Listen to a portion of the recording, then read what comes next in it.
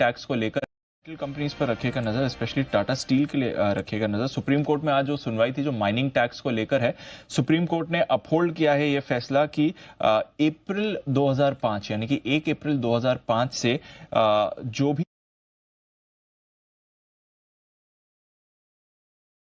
Royalty और levy लगाने का, तो 1 अप्रैल 2005 के बाद का टैक्स देना होगा, यानी कि लगभग पिछले 20 साल का टैक्स इन कंपनीज को रिस्पेक्टिव सरकारों को देना पड़ेगा उन स्टेट्स में जहां पर इनकी माइनिंग एक्टिविटीज चल रही हैं। हालांकि सुप्रीम कोर्ट ने कहा है कि कोई भी पुरानी टैक्स या रॉयल्टी डिमांड पर आप पेनल्टी नहीं लगा सकते, कोई भी इंटरेस्ट नहीं लगा सकते। तो जो बकाया ड्यू है, 15 साल पहले ड्यू था, 20 साल पहले ड्यू था, जो भी बकाया ड्यू था वही आपको देना पड़ेगा, उस पर कोई पेनल्टी या टैक्स या इंटरेस्ट नहीं लग सकता।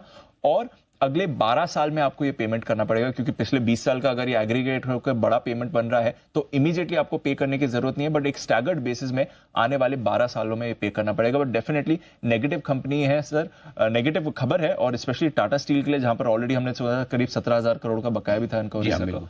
खराब खबर आ रही है। बिल्कुल दीप, एक तो ये है कि ये जो खबर है वो प्राइवेट प्लेयर्स के लिए है, न कि सरकारी कंपनियों के लिए, क्योंकि सरकारी कंपनियों में जैसे हिंदुस्तान कॉपर, एनएमडीसी ये वगैरह, कोल इंडिया, इनको नहीं है। जो प्राइवेट प्लेयर्स जो माइनिंग कर रहे हैं उनके लिए नेगेटिव खबर है। उसमें सबसे ज्यादा नेगेटिव टाटा स्टील के लिए, क्योंकि ओडिशा सरकार ने ऑलरेडी इन्हें 17,500 करोड़ का नोटिस थमा दिया था। अब इसमें से पेनल्टी और इंटरेस्ट का थोड़ा बहुत अमाउंट हटा भी दे तो कम से कम 10,000 करोड़ तो आप मानकर चलें कि टाटा स्टील को देने होंगे, जो आने वाले समय में इन्हें धीरे धीरे चुकाने। तो इतना प्रॉफिट तो टाटा स्टील का जाना निश्चित है। तो आई थिंक प्राइवेट प्लेयर में सबसे ज़्यादा नेगेटिव अगर कहीं है तो वो टाटा स्टील के लिए है, ये आप मानकर चल सकते हैं। अब इसे दो तरीके से देख सकते हैं, एक तो नेगेटिव इसलिए कि अब देना तय हो चुका है, दूसरा थोड़ा ये कह सकते हैं कि पेनल्टी और इंटरेस्ट नहीं लग रहा तो ठीक है, कहीं तो रिलीफ मिली है इन्हें।